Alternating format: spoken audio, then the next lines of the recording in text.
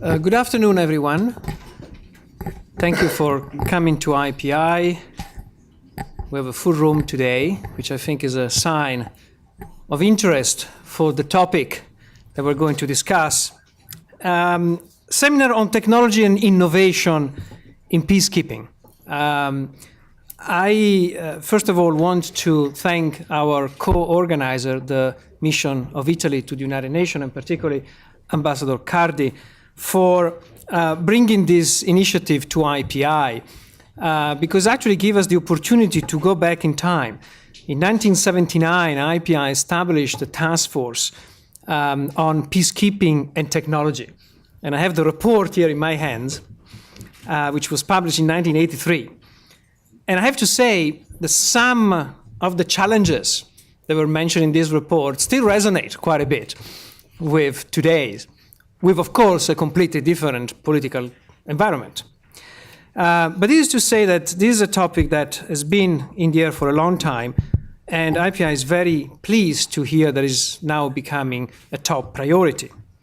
I also want to thank the mission of Pakistan to the UN, and particularly Ambassador Khan, the Deputy Permanent Representative of Pakistan. Pakistan actually was the country has been leading the conversation on the use of technology in UN peacekeeping when they chair the Security Council Working Group in July 2013. And also a special thank to both DPKO and DFS. Here represented at the highest level by their respective Under-Secretary Generals, Hervé Lassou and Amira Haq, who I'm sure will stress how this topic is becoming a priority for UN peace operations, generally speaking, and also mention their more recent initiative on the topic. I just want to stress that in our title, we're talking about technology, but we're also talking about innovation. And this is really to stress that we don't want just to talk about gadgets and tools. Today, when peacekeeping mandates and operating environment are increasingly complex, advanced in technology and innovation, broadly speaking, with their wide range of application, have the potential really to make peacekeeping more effective, to deliver the mandate in a more efficient way. And I think that's the focus of our conversation today. We have organized the seminar in two panels. The first one will focus on the strategic level, while the second one will focus on more operational level. Our panelists will have roughly 7 to 8 minutes to make their opening remarks, and we hope then to engage with all of you. Without further ado, I'm going now to introduce our first speaker, Ambassador Sebastiano Cardi, who is the permanent representative of Italy to the United Nations. Ambassador, you have the floor. Thank you very much, and I would like to thank again the International Peace Institute for being a partner with Italy, with the Italian mission on important topics that we think are important to address at the UN. Here today we had another meeting not long ago here, and it was very, very interesting, and there's always a very good attendance, so I would like to thank you. Also, I'm very pleased and grateful for the presence of the two top Under-Secretary General of the UN, Hervé Lassou and Mrs. Haq, that are dealing with this kind of issue, which for Italy is very important. I was here in, and of course, Pakistani mission, our friend, the ambassador and Ambassador Khan, who have accepted to partner with us in examining this very, very interesting issue. I was here in the 90s, between 94 and 99. And the peacekeeping was a different issue. They had really a lot of problems facing the traditional peacekeeping operation. We all remember that. But in the years, there have been an enormous increase, especially in peacekeepers around the world. I think that 10 years ago, the number of peacekeepers was around 20,000. We are now much more over the 100,000 limit. And I think with the new Central African Republic mission, of course, we're going to go over the 110,000. So for the international community, for member states, of course, this amounts to a big disbursement, of course. And this is why, not only why, but it is also why we are interested in discussing that, the efficacy, the way to render peacekeeping operation more effective and more useful, of course, for the international community and for the countries that benefit from their presence. So, ladies and gentlemen, the themes we are discussing today, as I said, have become, and it was pointed out by Mr. Mancini, have become more and more compelling every year, as the complexity of the scenarios and challenges our missions are met with on the ground become more and more daunting. They face, as we know, heightened new threats, greater constraints in resources, and greater expectation from both the local society and the international community, as I was pointing before. Doing business as usual, so, is no longer enough. We need to modernize mission assets and equipment in line with the evolving nature of conflict situations. Not more than a month ago, Under Secretary General Latsous and Under Secretary General Hack addressed the Special Committee on Peacekeeping Operation, the C-34 committee, and they asked the delegates to uphold the role of the committee as a policy forum and to provide clear direction to UN peacekeeping operations. Regarding innovation, their words convey a strong and unequivocal message, and I would like to quote them. Mr. Latsous said that flexibility and innovation at headquarters and within our missions is no longer an option, but an acute necessity, and we agree on that. Mrs. Hack said, providing for the safety and security of deployed personnel in volatile environments is an absolute necessity. Applying new technologies need to become a more standard feature of our modus operandi. And we also agree very much with this assessment. During the recent negotiations for the 2014 report of the Special Committee, an agreement was reached. A paragraph of the report, and I quote, encourages the Secretariat to support the agreed use of modern technology consistent with the basic principle of peacekeeping to enhance, among others, situational awareness and force protection. Italy could not agree more with the Special Committee and is pleased that the main policy body of UN peacekeeping tackled this issue successfully. You may remember that 2 years ago it was not possible to arrive at an agreement on the report. But this year it was possible also because we had the role of facilitators. So, ladies and gentlemen, Italy is at the forefront of international efforts to bring innovation and new technologies into UN peacekeeping missions. In the Democratic Republic of Congo, an Italian company, as you may know, Selex, has won the international tender for providing MONUSCO with sophisticated and tailored unmanned aerial vehicles. These vehicles are currently being used to increase situational awareness on the ground, monitor armed groups and trafficking of arms and assess movements of displaced refugees, therefore improving tremendously our ability to protect peacekeeping troops. According to a few early assessments, the technology was shown to have had an important impact on the capability of the mission to protect civilians and on overall security in that part of Congo. I am proud, of course, in this case, to highlight that we are breaking new ground in this field, since it is the first time that the UN has contracted with a civilian operator to provide UAV technology to aid in its mandate. This important seminar, therefore, is only one of the many steps Italy and the European Union are taking in the growing engagement in the modernization of our peacekeeping operations. In fact, one of the main themes of Italy's upcoming presidency of the Council of the European Union from July to December 2014 will be the potential for UN-EU partnership in the crucial areas of training and new capabilities. We strongly promote extensive and wide-ranging discussions. The debate on modern technology in the United Nations should not, in fact, be monopolized by the issue of the UAVs, which of course is of importance, but it is not the only issue that we have to address. This is why the second panel of today's seminar, drawing also on the experience and expertise of industry representatives, will explore other significant examples of technology and innovations that can enhance the efforts of UN peacekeeping operations. Night vision assets, geographic information systems, radar satellite imagery, solutions for logistic support to operation. We are also aware that a number of factors prevent new technology from being widely used in peace operations and recognize the legitimate concerns of some countries on issues such as the collection and dissemination of critical information or the assessment of the legal, operational, and financial aspects of the use of these new resources.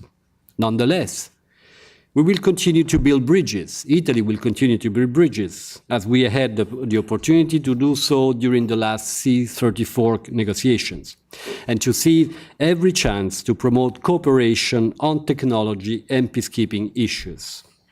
We are pleased to work side by side with leading troop contributing countries such as Pakistan, that last year, as chair of the Security Council Working Group on Peacekeeping Operation, did a tremendous job by proving how the effective use of technology can promote the safety of peacekeepers, increase the responsiveness of peacekeeping operations, and in general, help operators carry out their mandates more effectively, which is the core of our mission here, to be able to help the UN carry its mandate more effectively. So, Ambassador Khan, it is not by chance that our nations are leading the efforts to create an agreed framework for the innovation and modernization of UN peacekeeping. Pakistan is currently the largest UN troop contributor overall, with more than 8,000 personnel. Italy, on a smaller scale, with more than 1,000 troops, is the largest contributor among Western countries.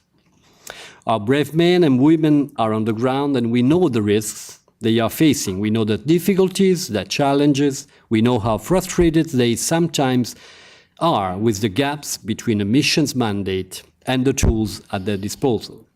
This is why, paraphrasing Mr. Latsous and Mrs. Hack, equipping peacekeeping operation with innovative and up-to-date technology is for us not only a necessity, but a non-deferrable duty. So I wish you I wish ourselves a fruitful and inspiring discussion whose conclusions may contribute to build a consensus in the international community on the importance and innovation and technology in the planning and conduct of safer, more efficient, and more effective peacekeeping operations. Thank you. Thank you, Ambassador. Thanks for both highlighting the broad scope of the conversation on technology innovation and what technology can do to improve the way mandates are implemented, but also to start to highlight some of the challenges in implementation of these changes. Our second speaker is Ambassador Sabzada Hamed Haqqan, as Deputy Permanent Representative of Pakistan. You have the floor. Thank you, Mr. Mancini. Ladies and gentlemen, good afternoon.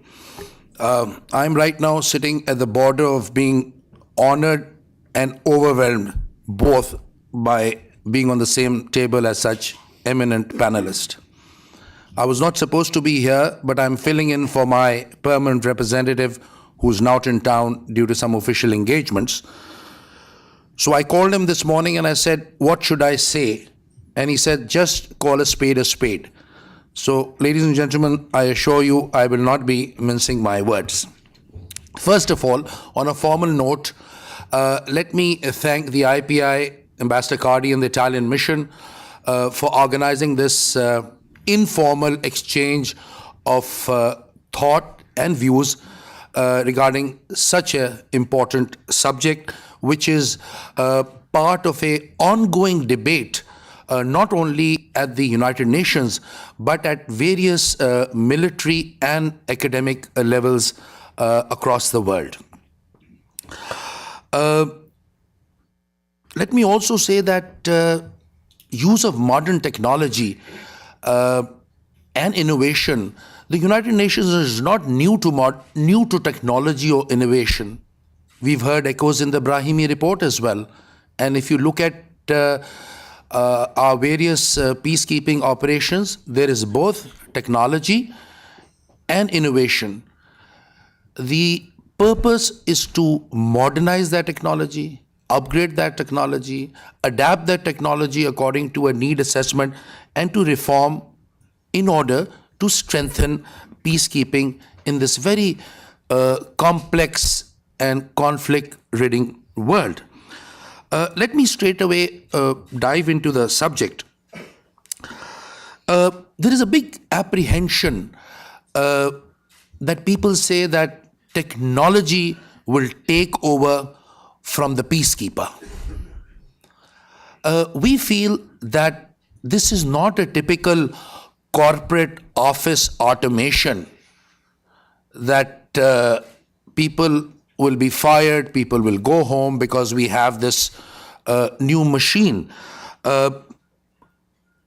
As it is, both the undersecretaries general will agree with me that we are already very thinly spread on ground. So therefore, technology or the upgradation of technology is a supplement and not a substitute for the human peacekeeper presence in the field. Civilian and military peacekeepers will be required always for safety, for security, for building that trust and understanding with the host government.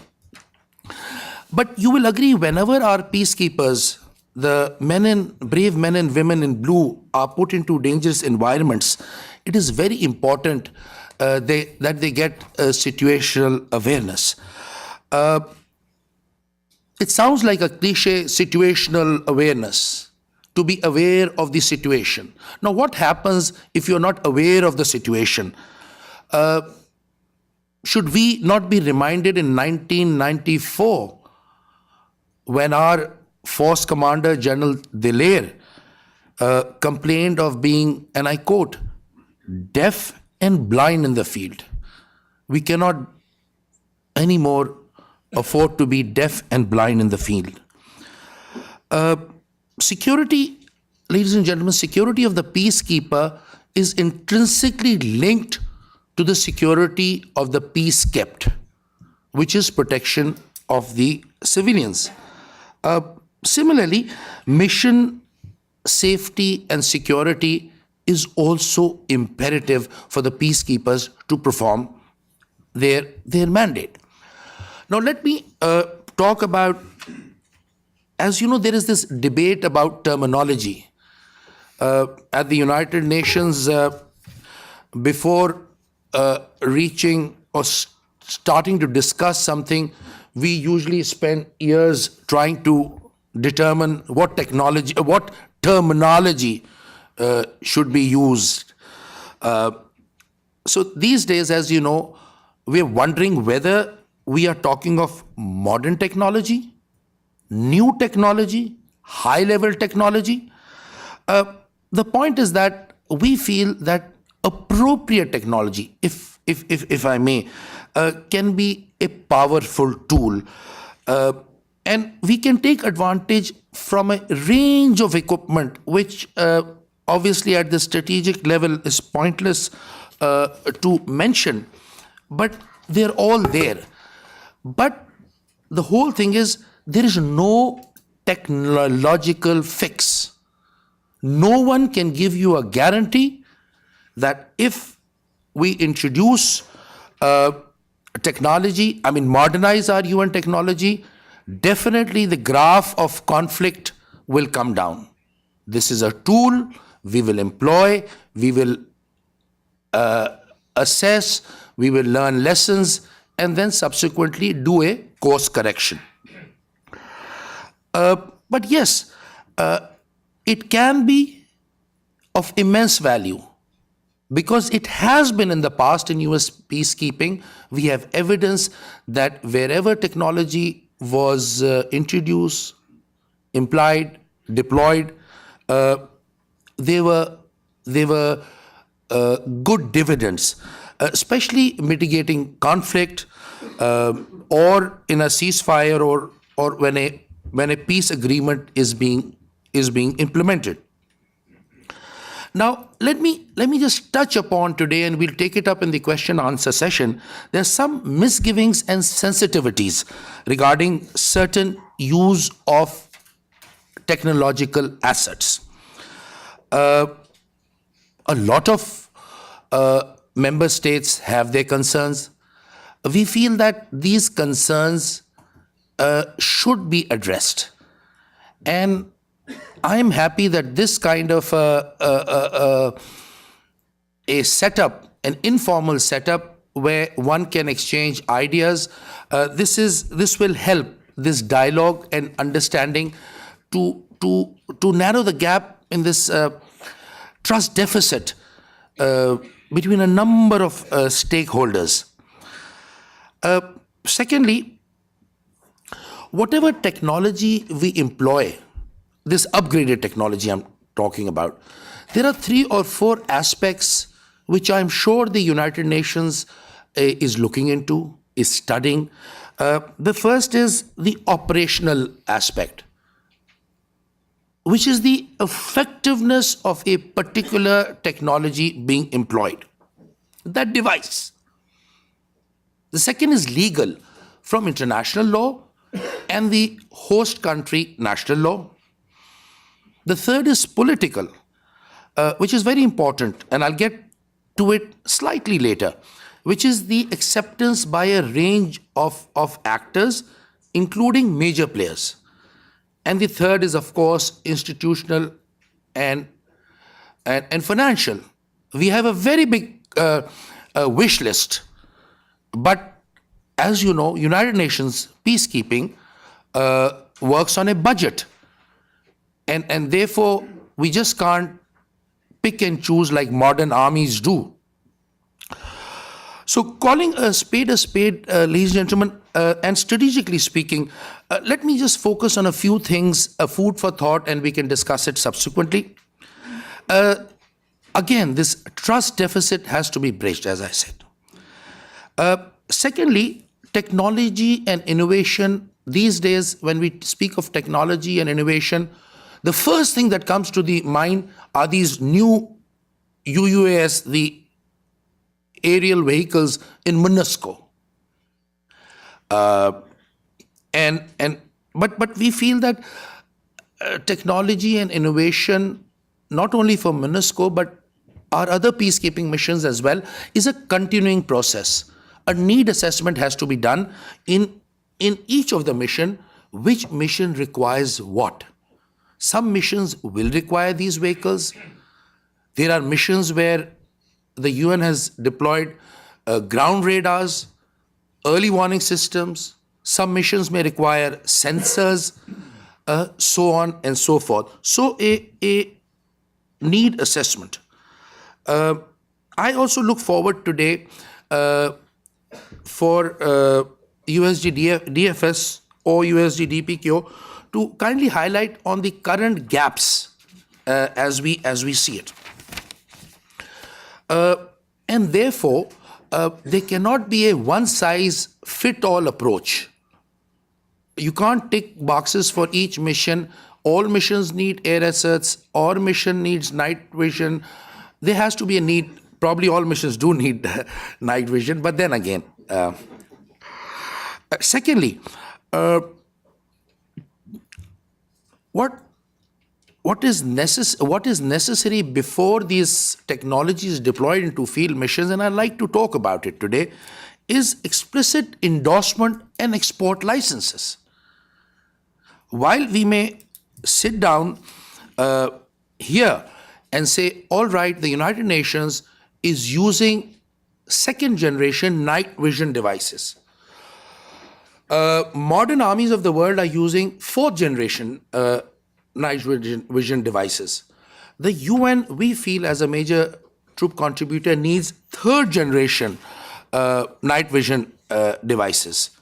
I'll not get into the technicalities of thermal imaging and IR and all those things. I just want to underline that these bad guys operate in the dark. So we need to be one step ahead of the bad guys. Now, what happens is that the technologically advanced states are continually apprehensive that to prevent this technology from going into the bad guys. Agreed.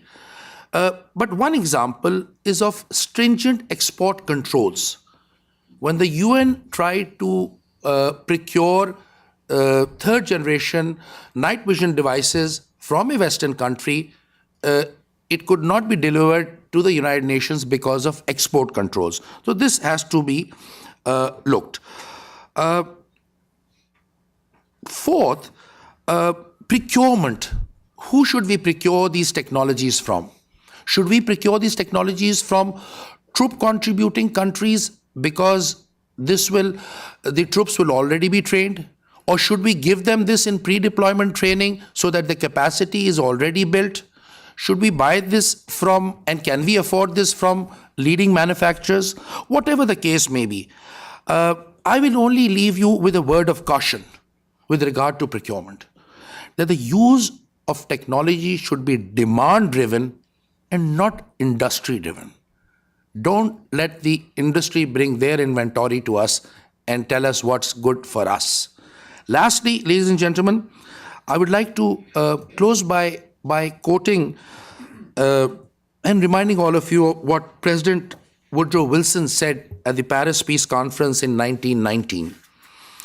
And he said, "The League of Nations should be the eye of the nations to keep watch upon common interest, an eye that does not slumber, an eye that is everywhere watchful and attentive." Thank you, Mr. Mancini. Thank you, Ambassador. I think, very many interesting points. Of course, the trust deficit is something that really resonate with a lot of actually issues related to peacekeeping, but particularly the contextualization of technology and having the technology driven by the demand. I think it's an important angle. Thank you very much. Mr. Hervé Latsou, Under Secretary General, you have the floor.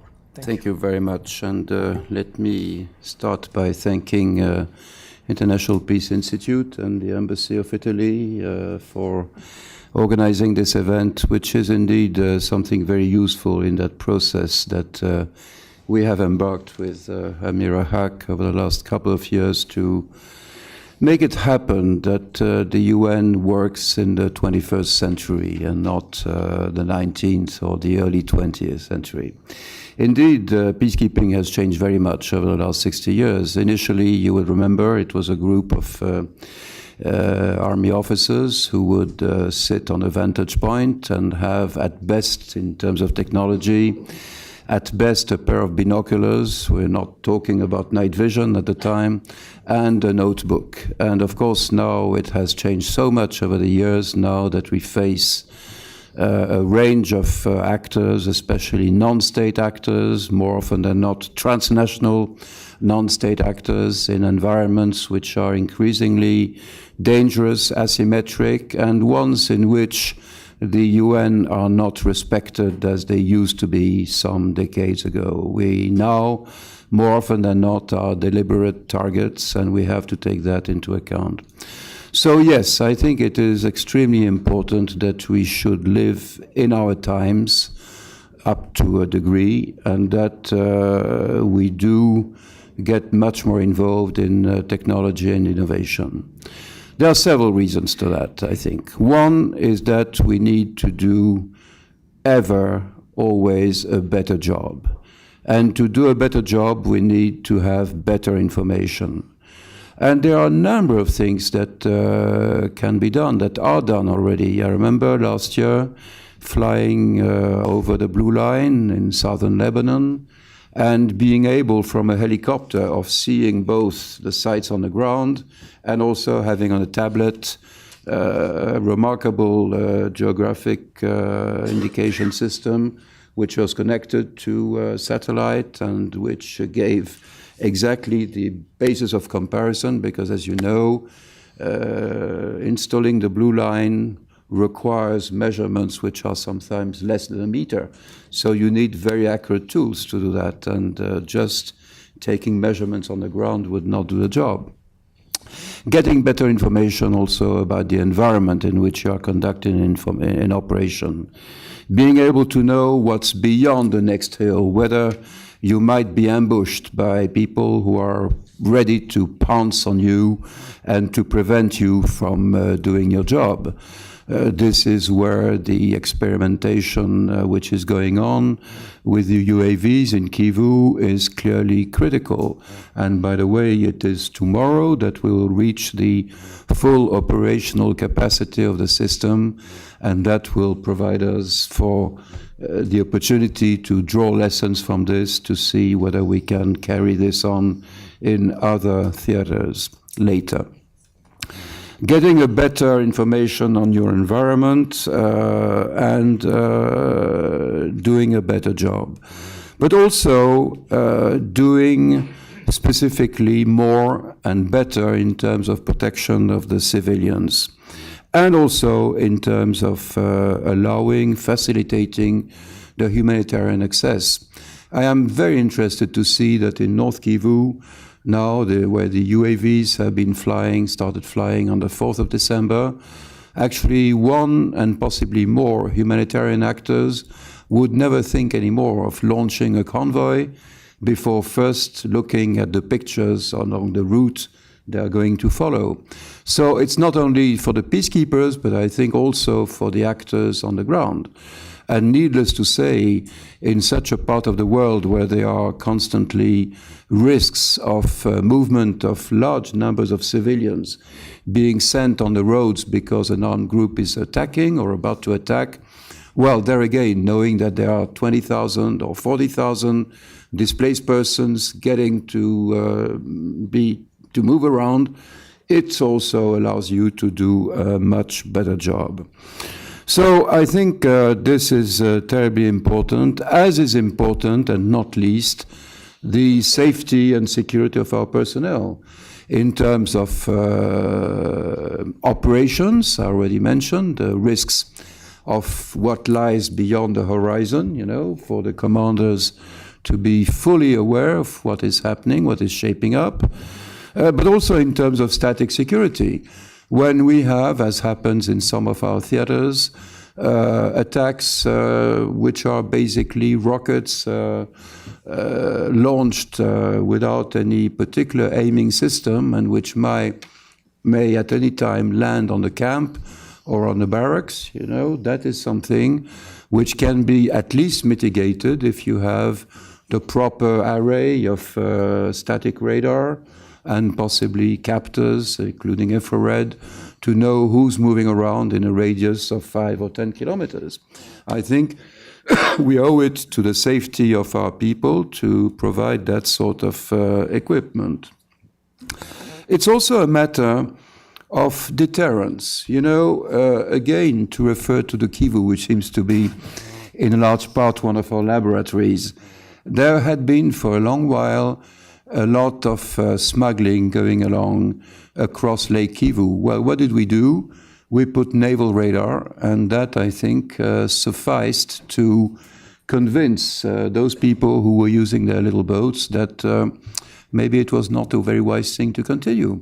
So, and similarly, the UAVs flying at nighttime, well, I think a lot of people, including amongst the armed groups, are now having second thoughts about what happens if they get to be seen, So, and across the range, there are so many things that we can do. Counter-battery radars, being able, instead of saying, well, we believe that artillery shells, mortar shells were shot from roughly that area to that direction. Usually the landing point. much more difficult to know where it originated from. Now, with a counter-battery radar, you can pinpoint exactly the place where it came from. So there's a whole area of array of technologies which are basically off the shelf.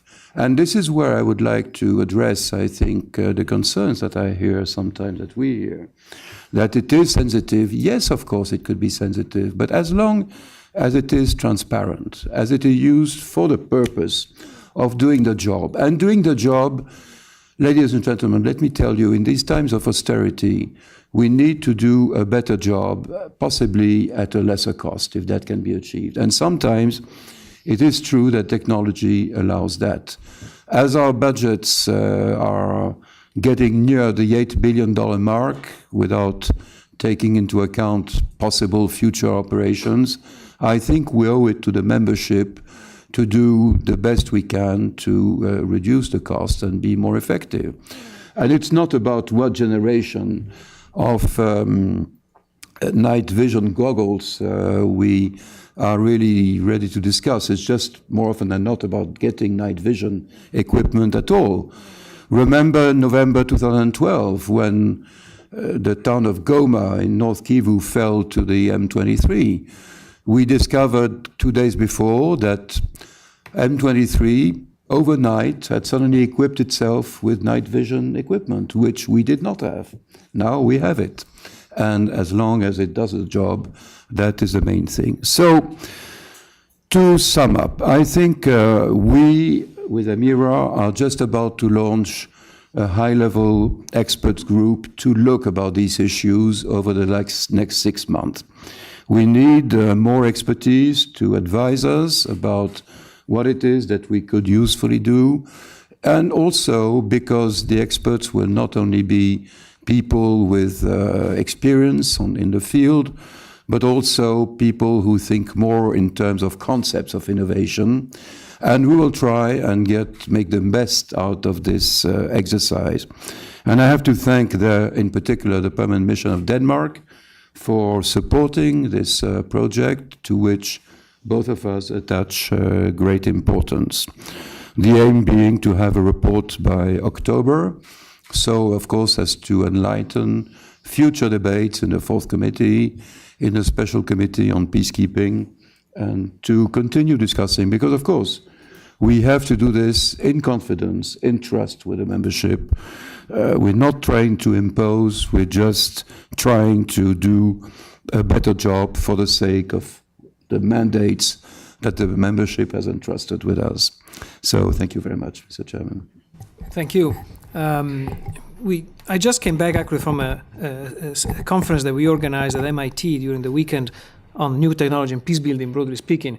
And it's fascinating to really learn more what particularly geomapping is able to do in terms of improving our understanding of the context and reflect to what Mr. Lassou just said about providing better protection of civilians, access to humanitarian aid, as well as safety for the personnel. And then, of course, the deterrence effect, which I think is something very important to keep in mind. Thank you very much. And now we have our final panelist, Ms. Amira Haque, and the Secretary General for the Department of Field Support. You have the floor. Thank you very much.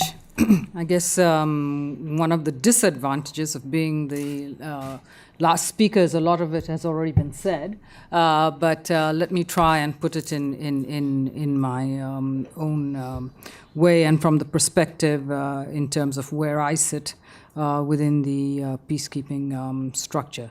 So first of all, thanks to IPI and to my fellow colleagues on the panel for organizing this event, and I think it is something that is really important, and so I'm pleased to be here to have the occasion to discuss and put forward some of my thoughts. From what the previous speakers have said, and I think what we all understand, is that there are certain assumptions, I think, be it from the General Assembly, Security Council, C-34, seminars, and whatever is going around with respect to peacekeeping. I think there are certain assumptions that are very, very safe for all of us to know are firmly on the table. One is that we absolutely must do a better job in terms of implementing our mandate. We are today, we see UN peacekeepers being deployed into many insecure environments, and we are charged with more robust and complex mandates. And in that context, I think, there is no doubt that we have to do a better job in implementing that mandate. Secondly, I think much reference has been made to the safety and security of our personnel, and I think it is incumbent on us to do whatever is possible to make sure that those troops on the ground, civilians on the ground, have the access to what is required in terms of their safety and security. I liked what DPR Khan just said, that the security of the peacekeeper is indispensable for the security of the peace that is to be kept. I think that was very well put. And so I think, we certainly have, to look at the range of what it takes, whether it's policy, whether it's legal framework, but also, to look at technology and innovation in looking at that.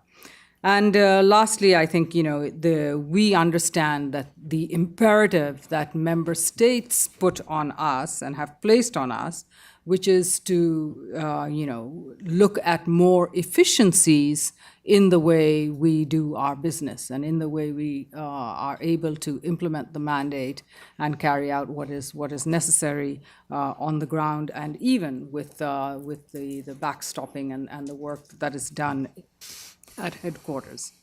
So I think all of these, demand that we learn how to do peacekeeping, as I like to say, in a smarter way, smarter peacekeeping. But also that, we are nimble. We are required more and more to be nimble, to be, responsive, to be able to support our operations in the field, very often, with not much time to do that. And I think in an effort to do all of this, all of these assumptions that we make, we have no choice. I think we have no choice but to look at how technology and innovation can help us as we proceed forward. And it is absolutely incumbent on us, I think, to have that kind of mind change or mindset change in looking at peacekeeping, not in the sort of traditional ways, but to see how we can embrace technologies and innovations in helping us do better. So certainly that is a technology and innovation are catalyst for that change, and we need to look at various aspects of how we do that. We've talked a lot about public-private partnerships. We have had, deployments of many member states who have been in Iraq, Afghanistan, who have gained a lot of information and knowledge on how to work, not only in insecure conditions, facing hostile threats and environment, but also harsh, environmental and physical conditions. And again, we know difficulties that they have encountered, and they have a lot of lessons learned. Likewise, we have our troops on the ground, we've had peacekeeping missions, and we've built up a lot of experience. I understand that, the cost, for example, of moving fuel was exorbitant in Afghanistan because of the security, premiums that were attached to the delivery of, each liter of fuel. And in that context, I think we need to look at, what is it that we can do to either get around the security constraints or to get around the cost factors as well. So innovations like the utilization of solar energy, other kinds of renewable technology that can generate energy for the troops on the ground. So I think the possibility of having public-private partnerships with companies and private sector people who worked with many of these member states in helping them to solve some of those, technology, to solve some of those constraints that they faced in, easy access, no security, a peaceful security environment. They have had to innovate and have to come up, and they've spent a lot of money on research and development to come up with innovations and ideas. And I think it is incumbent upon us now, with our experience as well, to sort of foment a little bit more on these public-private partnerships, military, civilian partnerships, to see whether we cannot accelerate and move forward what it is that we can do better, taking advantage of the knowledge that each of us have built up over these years. We have, certainly from where I look, the management of procurement, finance, supply chain, logistics, human resources, all of these, we need to look at how we do all of this better. And, we have many examples in each one of these areas. And there is a tendency, I think, when we talk technologies, that people tend to think about, the unmanned aerial vehicles and systems. But there is a whole host of work that goes on in each one of these peacekeeping missions that lend themselves to better use of technology. This morning, it was very interesting. I listened to a colleague who had just come back from Mali, looking at how we can do better with enablers. But he said he was so impressed by the work that was done in Mali. And again, this was work that we were able to use better, GIS products, which allowed us to find out water sources in Mali. And we have been able to dig wells in I think, 23 sites, he said, which came at a cost of about $100,000 per well. And that water now, we are also able to share with communities. So it's a great use of, satellite imagery, GIS technology, the ability to use local contracts, all of which comes together where we've been successfully able to, drill wells for the benefit not only of ourselves, but also of the community. Again, we've mentioned with respect to security, the use of night visioning, thermal energy imaging, the use of close circuit TVs, which is very important in terms of defense perimeter information, multi-touch services like Pixel Sense, which helps us on a weekly basis look at the briefings that we get from our situations centers who are using all of these technologies. So I think this is very important. Hervé talked about UNIFIL in Lebanon. And when I was there last year, I was able to go and visit the Spanish contingent and was actually very impressed by technology that they were using to track the movement of their vehicles at any given time. And that vehicle, the radios that they had in their vehicles, worked in tandem with the GPS system and automatically reported the vehicle's position to the base at set intervals. So, and then these positions were displayed graphically on a digital map. Now, these are things which allowed the command to have at any given time the exact location, and they were able to keep track of all the patrol movements and locations that were happening at a given time. Now, these are certainly things that we should be able to take forward. And in understanding, very often I think, all of our colleagues who are working in the missions are so engrossed in all their day-to-day work that it's very difficult sometimes for them to sort of take the time out to look and see what else is new, what is out there. And very recently, we had all our heads of the mission support who were here in New York, and we were able to organize a technology fair which allowed them all to go around from booth to booth and see some private vendors who had new technologies in each one of these areas that we're mentioning. And again, to open the thinking and broaden the scope, so that when they are preparing scopes of work and everything else, they also had a better set of information on what technologies are available.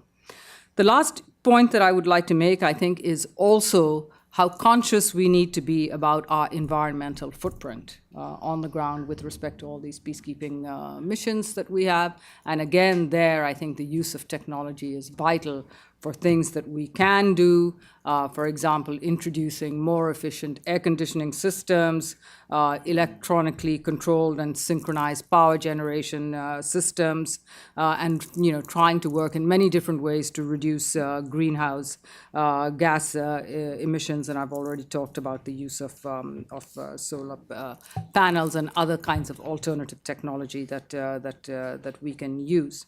So I think we are somewhat a little bit behind the curve in terms of where we really can be on the use of technology, but I think that there is really a concerted effort, as Hervé said, for us to be doing better, to take maximum advantage of the information that's out there, and then translate that into actual implementation of our mission. The high-level expert panel that he referred to, I think, will help us a great deal in that regard.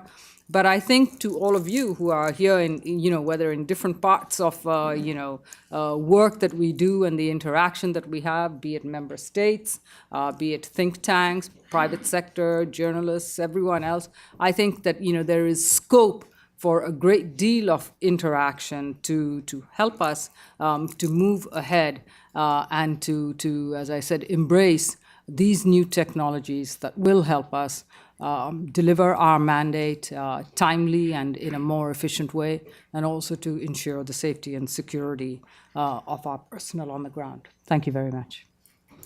Thank you. And actually, your words really remind me that the great advantage of the new information and communication technology is both the granularity of the data as well as the real time, which I think there are two factors that really make a difference in a complex and fast evolving context in which generally peacekeeping operates. And I think that's where big progress can be made. Excellent. Thank you to all the panelists. I would like now to open the floor and take a few questions and then revert to our panelists. Please. Thank you. Good afternoon. My name is Daniel Stauffacher. I'm the president of ICT for Peace Foundation, a former ambassador of Switzerland. And I would like to thank the leadership of the two Undersecretary Generals and the support of Pakistan and Italy to really promote and push this issue forward.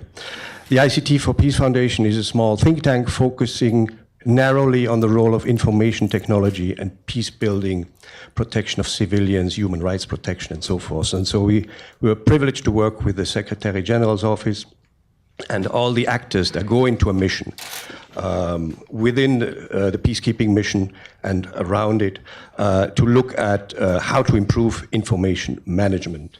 And I think that is maybe more on the innovation side that we are really very interested how we could improve. You mentioned, it's information to be, of course, better aware of your situation, but also to enable you to make better decisions, to protect the mission, but also the humanitarians in a context of several partners on the ground, including, of course, the government. So I would like just to stress that information management, meaning how are we dealing with the data that we are getting now in open data, social media, sort of a tsunami of data that these actors in the field, in the missions are confronted with. How can we better use it? So our belief is that we need also to look at the data architecture and how these actors in the mission and without the mission are sharing data and information to make better decision and reporting. That is more a comment than a question, but I thought that was important to say. Thank you. If this is okay with you, I'm going to take a few questions, then we'll revert. I have one hand at the very bottom, then one in the middle.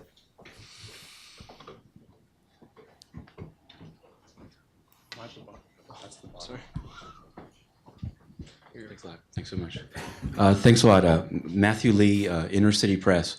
I wanted to ask about the drones or UUAVs, specifically in the Congo. I wanted to know in Eastern Congo, if Mr. Latsus could say, what have been the issues in terms of targeting the FDLR? Some people have said that they're harder to sort of monitor from the sky, and that's why the ADF was gone after. But where the rubber meets the road in terms of actually neutralizing the armed groups as under the resolution, what have been the issues with FDLR? And this might be for Ms. Hawk. The previous questioner raised social media. So I noticed that some missions have pretty extensive social media presence. Some, like MINURSO in Western Sahara, UNISFA, it says that on the DPO website, no social media presence. So I wanted to know, how do you decide which ones should be putting out information? There are a lot of people interested in Western Sahara. So what's behind that, and do you envision actually trying to have all of them have such a presence? Thanks a lot. Thank you. Jeff. Thank you. Jeff Laurenti, thank you, Francesco. Ambassador Cardi, when you came here 20 years ago at the UN, if somebody were to talk of sending drones to an area of conflict, they would think you were sending a delegation of diplomats. So it's a significant change that now we're talking about this in the context not only of fighting wars or of watching ski slopes at the Olympics, but in maintaining peace. I wonder if you might tell us what, in that more warlike situation in Afghanistan, has been the Italian experience in using these, and whether there are certain limitations that the vehicles that would be used in Congo would need to have, or is it simply a question of the operator's use? And then more broadly, since USG Hawk referred to the Spanish contingent, I would like to ask you, USG Hawk, and Mr. Latsus, to what degree the UN peacekeeping mission will have operational control over any UAVs, if, let's say, a national contingent were to want to bring them for its own force protection. Where is the dividing line between the mission's overall authority and perhaps particular components' interest in it? And finally, is there bigger difficulty in prying this technology from the big powers that have developed it and think it's a military advantage, or, as Ambassador Khan seemed to suggest, in getting the large number of states to accept what has been for them an area of a great deal of concern about how the big boys have all these extra powers and they're loath to use these capabilities? Thank you. If I may take advantage of my position as a chair and add maybe a question which is stay at the strategic level. I remind you that that's the level of analysis of our panel. I don't want to go too operational yet. We heard a little bit already of the political challenges, but I wanted to draw you a little bit out more on what are the strategic political challenges to really bring more technology into peacekeeping. Should we go in reverse order? There were a few direct questions, but others were fairly broad. Thank you. Thank you very much. On the first of all, just to say, as a comment, yes, we have been working very closely with ICT for Peace Foundation, and I think again these are parts of the kind of collaboration I think that we welcome, which brings us into the ability to be able to manage information better. On the social media, I think as a policy, but I have some other colleagues who may have better on. I don't think that there is anything that restricts our media policy to not using social media in any of the missions.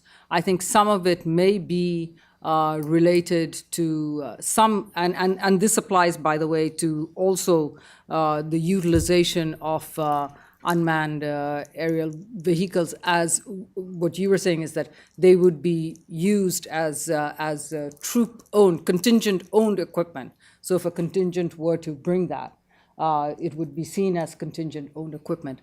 And I think in both those instances, part of it is, that we agree with certain, with the host governments on our status of forces agreement. And I imagine that there are some discussions to be had there in terms of what we would be able to be able to bring in, especially as we go into the areas of new technology and whether it impacts on some of the national systems. But I guess Hervé can elaborate a little bit more on that. I don't think that it is entirely up to us. So I think with social media, with media, the same thing. I mean, I think that the policy is to have information that we can make as public and as transparent as possible. But some of it may be limitations within the country that may be restricted us to that. On the political challenges, yes, I think part of, Ambassador Khan raised one issue about export licenses, and likewise, I think that would be the same thing with the import licenses in terms of what you can bring into theater. And again, this relates to exactly the same thing with the UAVs, bringing them in as a contingent's own equipment, that there would be some restrictions about what is coming into the country and what the UN will be importing. So, those are discussions, I think, and that as we go more into the use of technology and understanding, and there's a comfort level in terms of, the guidelines, the SOPs relating to the use of that, the legal frameworks, all of that, the financial implications as well, that we will be moving, I think, to seeing more technology being able to be used by the peacekeeping troops. Thank you. Thank you. Well, I also agree very much with you, sir, on the importance of ICT and information management.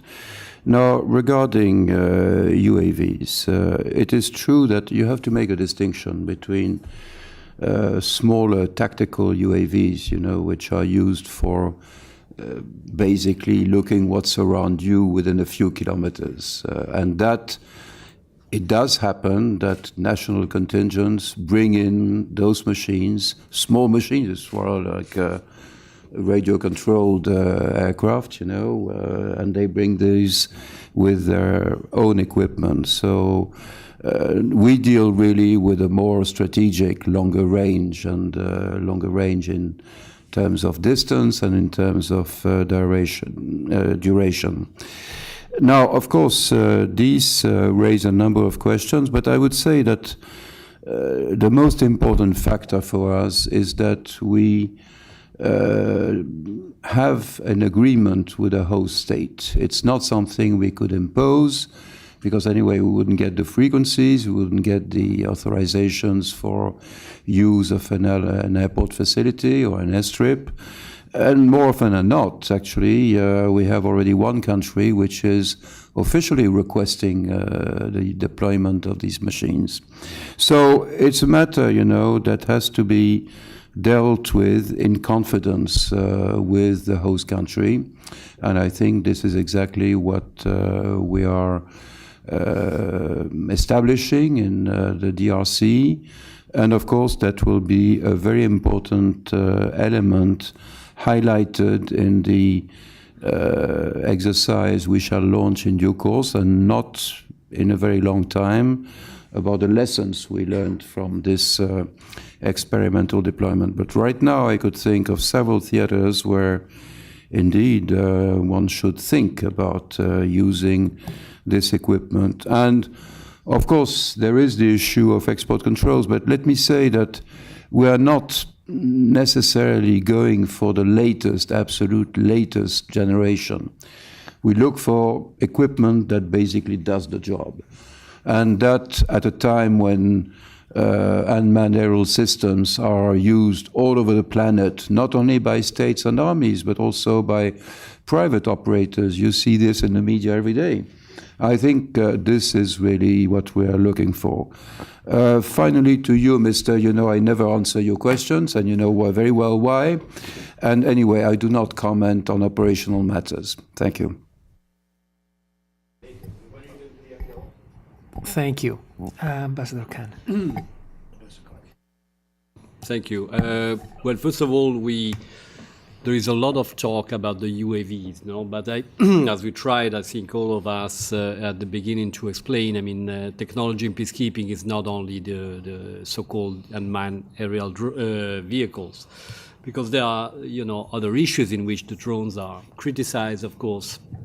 But in this case, it has been underlined, and of course, the importance that it is so important for deterrence, I think, as Mr. Latsous said before, so critical for humanitarian concerns, for human rights violations. So a peacekeeping operation today is very much, interdisciplinary.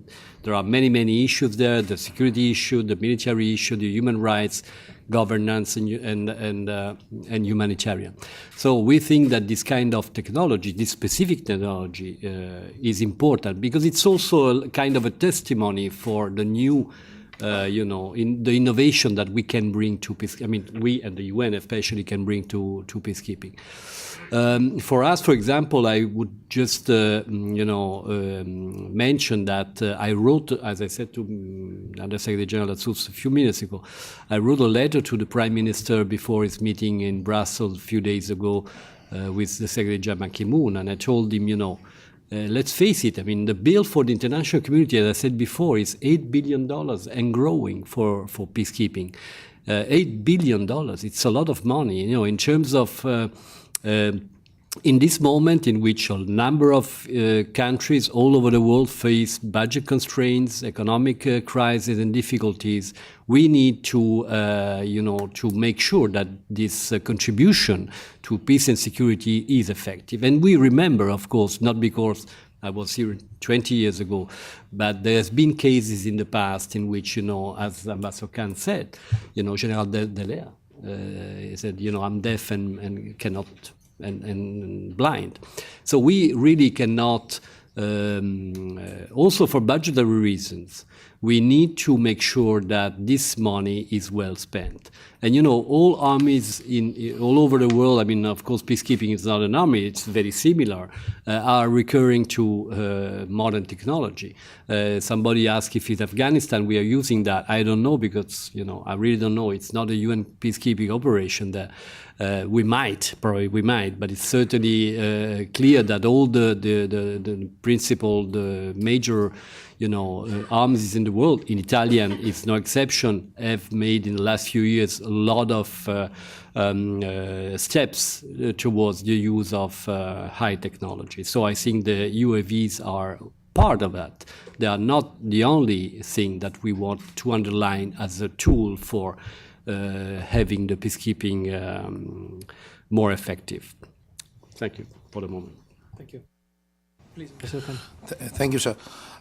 Two quick comments. One on the political challenge.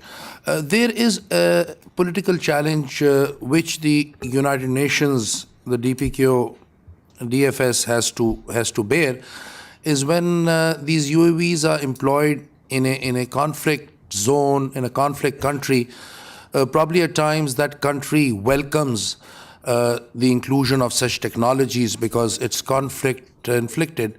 But we've heard apprehensions from neighbors and from the region because it is taken for granted that such vehicles collect sensitive information of topography, of terrain, of location of strategic and military locations.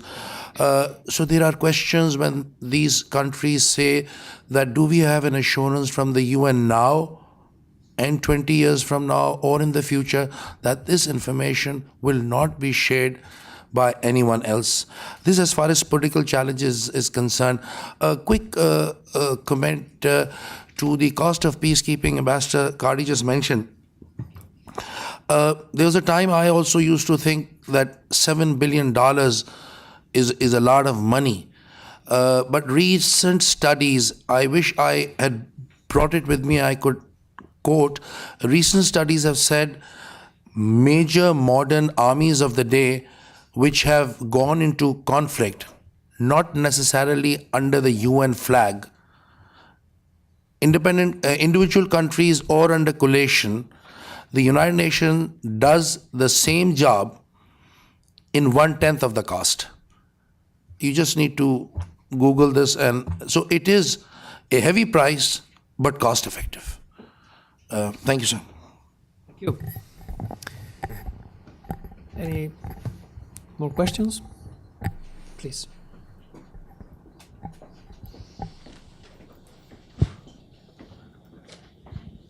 Thanks. My name is my name is Alexandra Hinneker, and I'm with PAX, which is a Dutch peace organization. And I was curious, as you develop these new tools and technologies and innovations, if you take into consideration the perceptions of the local populations, are those being protected? Because there are lots of new technologies that are coming along, and I was wondering if you took them into consideration. If so, how and to what extent? Thanks. Thank you. Any more? Please.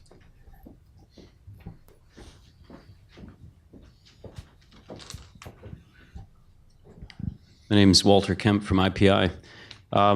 Slightly off topic, perhaps, but I'm just wondering that in the strong focus on technology, if there's also a debate within the UN related to peacekeeping on more effective use of human intelligence. For example, in relation to threat assessments dealing with the political economy of situations. For example, Mali, dealing with organized crime.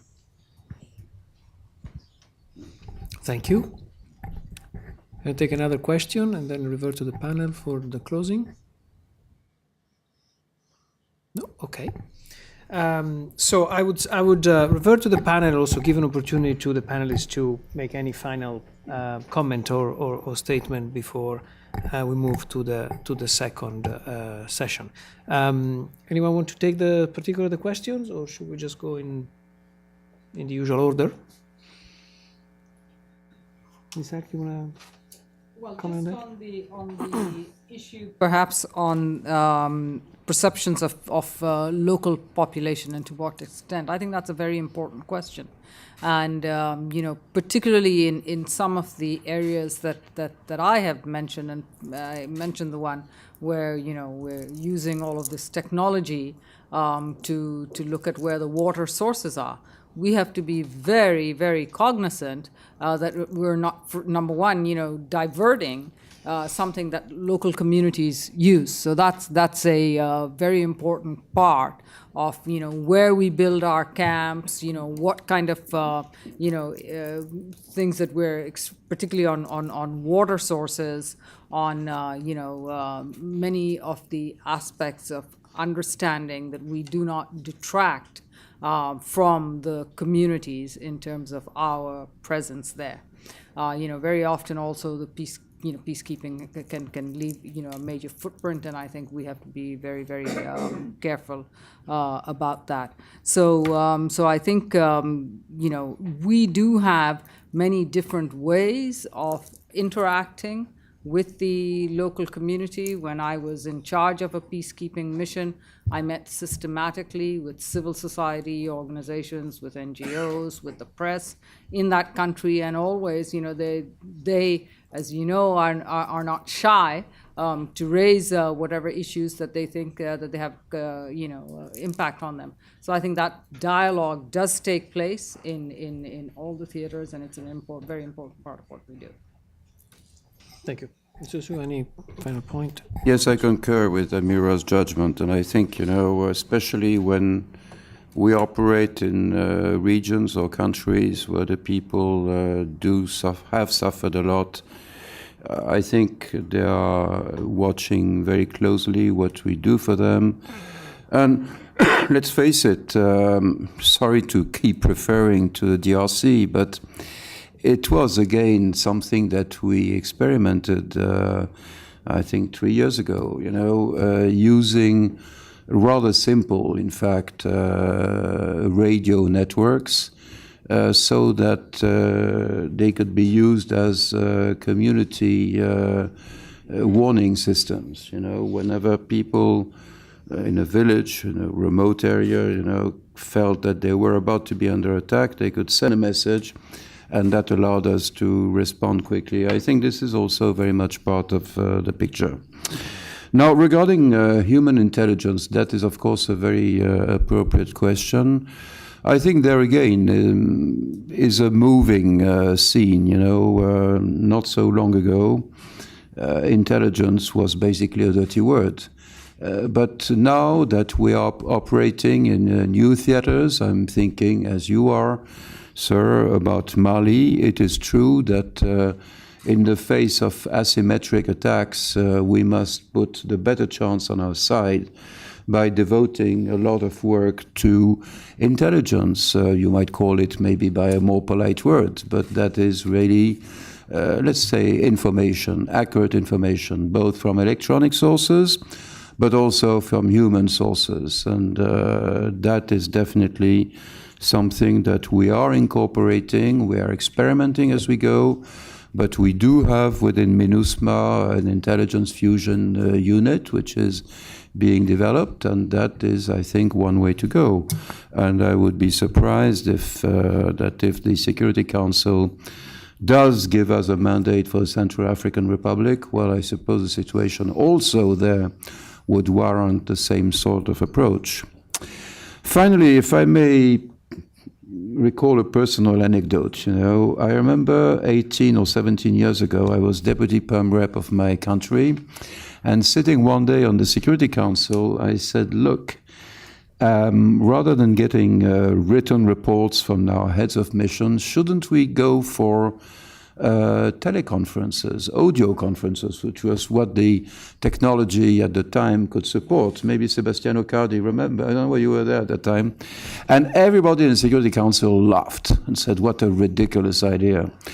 Well, now, of course, video conferences are happening every day in the Security Council. So I think it just shows that you need to keep an open mind and adjust to whatever's happening around.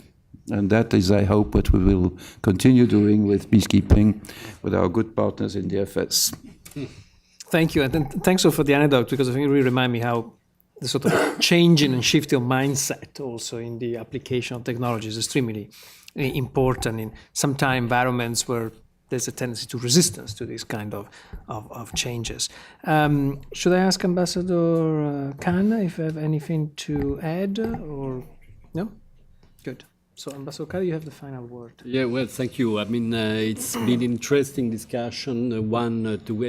Again, thank you for checking. You have found the time to come here. You are very much, of course, busy these days with a lot of difficult situation on the ground and all. So both the Undersecretary General are really to be commended to have come here to participate in this session. One last word maybe on an important issue. Technology is important. We are talking about, robots, things that are flying alone, but there is always a man behind or a woman. So the human factor is fundamental. I mean, and the UN is all, and the peacekeeping operations and the mandates and the people who decide them and how to implement them is always in the end a question of men and women behind all that. So we are talking about technology. There are the tools of the future that will help the UN and the member states achieve their goals and the mandates. But in the end, it's always important, very important, to have the right men and women behind the steering wheel, So, and we say that because we have some experience in peacekeeping, and we know that it is critical that you put the right men and women in the right spot. And I'm not because you are here, but I would like to commend, the Undersecretary General Lassous and the Secretary General Hack for having broad vision and innovation vision in the departments at the UN.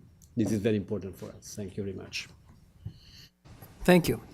I remind you that we have a second panel coming up, so I hope you will stay with us. We have a little coffee break, and then we'll move swiftly into the more operational conversation. A round of applause to the panelists. Thank you very much.